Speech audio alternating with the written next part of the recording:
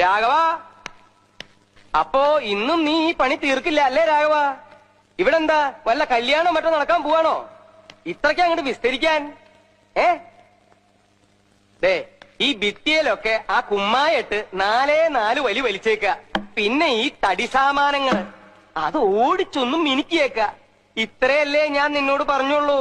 അതിന് നീ ഈ കുമ്മായവും കോലും ആയിട്ട് ഇതിനകത്ത് കേറിയിട്ട് ദിവസം എത്രയായി?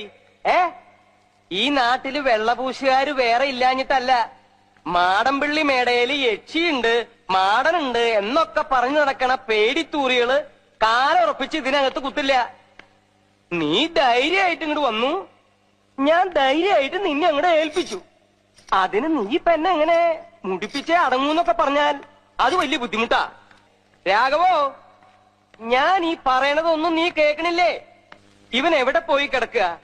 ഒളിച്ചിരുന്ന പെയിന്റ് അടിക്കുന്നേ. രാഘവോ, രാജപ്പോ,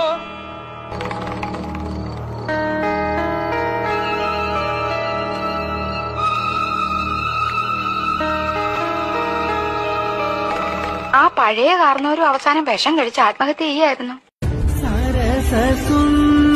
തമിഴത്തെ പൂട്ടിയിട്ടുള്ളൂ. കാരണവരിവിടെയൊക്കെ കറങ്ങി കിടപ്പുണ്ട്, സൂക്ഷിക്കണം.